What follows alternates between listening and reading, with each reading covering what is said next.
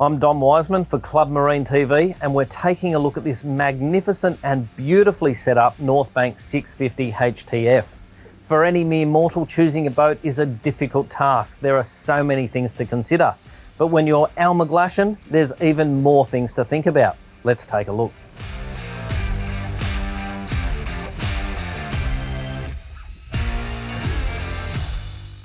Al has been a part of the marine industry for over 30 years, and his job involves catching fish, photographing fish and filming fish. He has produced a multitude of TV programs across a variety of networks and also a few documentaries. In his time, he's owned multiple large trailerable fishing boats and has always chosen an Australian-made vessel. He recently purchased this Northbank 650HT-F to see him through the next few years at least. Magnificent day on the water, Al. Tell us a little bit about what you've been up to lately, what you're working on, and what is your favourite fish to go and chase? Oh, that's a tough question. Right, so we've been filming season 8 of Fishing with Mates, which is on 7 Mate, ironically at the moment.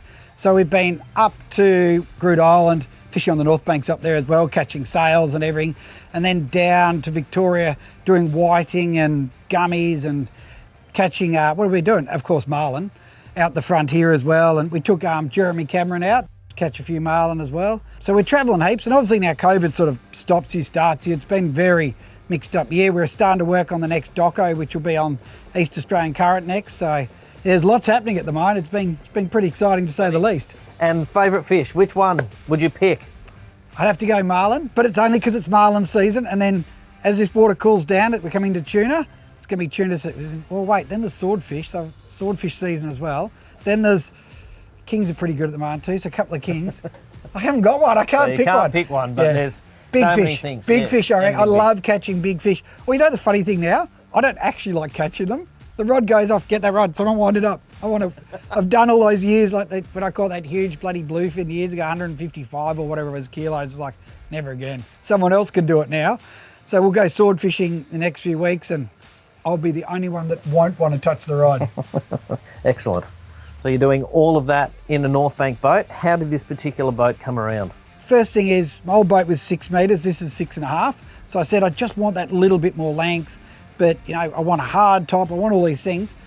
And so it just evolved. It took a while to do and build up. And then Mercury said, oh, we want to swap your engine over. And I said, let's just swap the whole lot over. So I rang Rob and said, let's do it. And he goes, right, let's build it. And we started, do it. And the great thing is he sent me all the photos the whole way through. And the big thing for me is because you're fishing literally, well, most days now, not every day as it used to be, but you're out all the time, is you need a boat that can handle fishing in all the weather. And we found a fully enclosed hardtop's like a massive priority for us these days. And I wanted Australian build, like I still want to stick to the Aussie stuff. Yeah, good, beautiful. So you know what, over the years, I've owned just about every boat, and each time I get a new boat, it evolves a bit more, defining what we need. But it's also, Dom, it's changed over the years, because when I started, it was just catch as many fish and as big a fish as you can. But now, instead of catching fish, it's about getting the footage of other people catching the fish, so it's changed a bit. And each time I get it, I reckon I get a bit closer to that perfect boat. Most of Al's work is along the east coast, both inshore and offshore. So he needs a boat that can handle all types of conditions. And as he travels further and further, he also needs a boat that he can tow easily. What is it about the 650HT-F that makes that easy? So for me, 6.5 metres is pretty much my max. Now, sitting at about, I think my last boat was 6'2", it just wasn't quite long enough. It had obviously the width, but I just wanted a bit more length so that I'm not smashing at sea. So this is basically the 650 is the ideal size. So it's got the length I want, but towing wise, it's still under, sitting on the trans style, I think we're still under we're around 2.8. So I tow it with a Mitsubishi, so 3.1 towing, and it tows it really well. So I don't need to use my Land Cruiser all the time, which is really important. And for the trailer, and this is one thing that everyone, they sort of neglect a lot when they're doing it, because your trailer's the biggest thing. And every time I'm going up down the coast, people on the side of the road. So I sat down with Jeanette, because in the past I've had trailers that break down and there's a bite going off down the coast, like bait ball and striped marlin, and I'm sitting there fixing my trailer at home, can't get parts, just literally pulling my hair out. But with the Trans-Style, I said to Jeanette, right, we want alloy to bring the weight down because the boat's getting heavier, obviously, but I want everything on it. So I've got 2 spare tyres, I've got a full hub, I've got everything on there, it's all stainless, it's all alloy, and So it's basically, I suppose, for a trailer, it's the lowest maintenance you can get, and it tows like a treat. So I can scoot along at 100 k's an hour towing this thing without a worry in the world. And it's that peace of mind that you're running and doing these distances that you're going to get there and back and get down there, I suppose, for the bite. I've been on quite a few Northbank boats in my time, and they have always been excellent performers. They're not the beamiest boat in the class, but they have a sharp entry and a 21-degree transom, and that combines to deliver excellent blue water performance. Ours got the hardtop version here and a stack of electronics. I'm keen to see what that's about. So when it comes to offshore fishing these days, your electronics are just becoming paramount. And this time round for the Northbank, I went overboard. So what I've got is, starting with a 295, which is your traditional style, running 2 transducers in there. An 82B, which is a 2 kilowatt, which is designed for seeing the bottom in 500-600 fathoms. So I use that for sword fishing and all that deep water or deep dropping, all that sort of stuff. Then I've got the SS175 wide beam, which sits in there as well. So I'm running 2 transducers into it. And what that's designed for is for marlin fishing traditionally. So out in the 100 fathom line, picking up the bait, it's got a nice wide beam on it, and it's really good. Like, it's probably the most popular for the guys chasing marlin. But it doesn't stop there. So then I've got my TZ3, which is the new one. So this is sort of, I don't know, the brains behind everything. So I'm running radar off, I'm running the autopilot. But what I have got in here is I'm also running 2 more transducers. So we're running the 3D. So what I'm doing with the 3D is I'm actually mapping the bottom and correcting it as I go. So, you know, with your charts, it shows everything, but it's all inaccurate. The bumps and lumps are all out. This is actually correcting it everywhere I go. And you can see where, you know, wherever I drive, being 3D, it's picking it up and giving me a virtual proper map of the bottom. I'm also running the Wasp, which is, it's a wide angle, it's almost 3D version, but what it really plays an important role is my search traditionally with sounders is straight below the boat, the cone's small. Now it's spread right out, and even at the moment it's 40 feet either side of the boat. So if you're out in 100 fathoms or something, you're talking 80, 100 metres either side of the boat. Suddenly I can see marlin a lot further afield than others.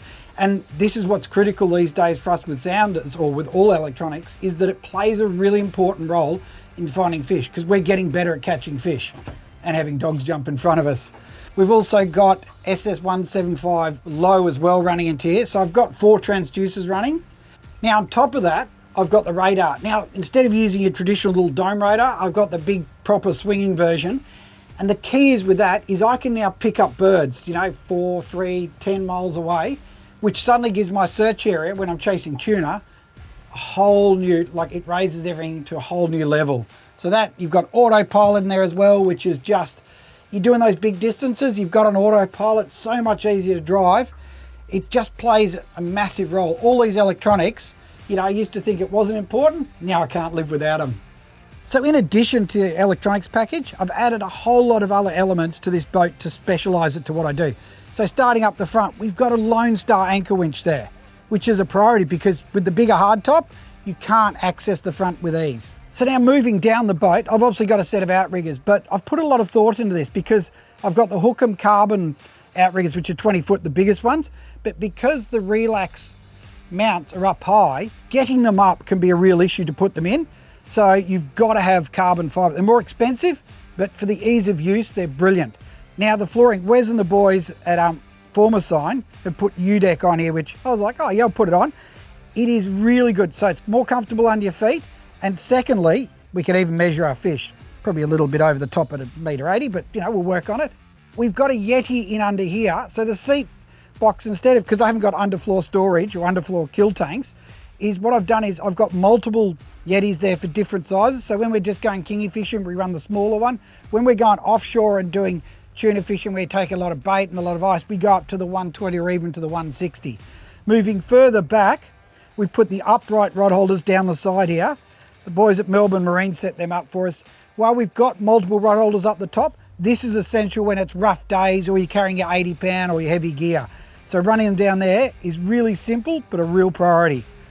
Further down the back, we've got the bait tank, which is pretty stock standard. But what I've done in addition is add in 2 slimy tubes in the back here, which are flush mounted into this cavity in the back. So now if we're pitch baiting for marlin, we can literally lift out a bait, flick it over the back. Side door, it's not just for fish, but it's also for diving, because we're doing a lot of underwater stuff. You've got to get in and out of the boat. So little things like that really make your day at sea a lot easier. A boat like this is only as good as the engine that's strapped on the back. Al, how do you find this Mercury here? I love it. I absolutely love it. Now I'm running the white one. It's the 250 Verado. 4.6 litre. 4.6 litre, and it's absolutely awesome. But the biggest thing for me is it's quiet. Like, it's running now and it's silent. And not just for the solitude on the water, because I love this being at sea, is that for filming for us for the work side of it, it is a priority. On top of that is the whole shot, because we carry a lot of gear, you know, all the camera gear, dive gear, everything goes in. And if you're crossing a bar or you're going out into a heavy sea, you want it where you put that throttle down and we all go flying out the back. It literally goes that fast. Al says fuel usage has dropped by a whopping 20% over the last outboard he was running. That adds up to big savings over the life of the boat. Trolling and running too is made easier with the adaptive speed control function, which holds engine speed at the desired RPM regardless of changes in load. Not having to touch the throttles makes the drive out to any fishing spot a delight. For Al and the team, it's early days with the new boat, but it's already proving its worth. The high sides on the boat, initially a concern for Al, have proven to be a masterstroke. Combined with the Mercury 250 horsepower on the back, they've been knocking fish over faster than ever. I can't wait to see what he gets up to next. I'm Dom Wiseman for Club Marine TV. See you on the next episode.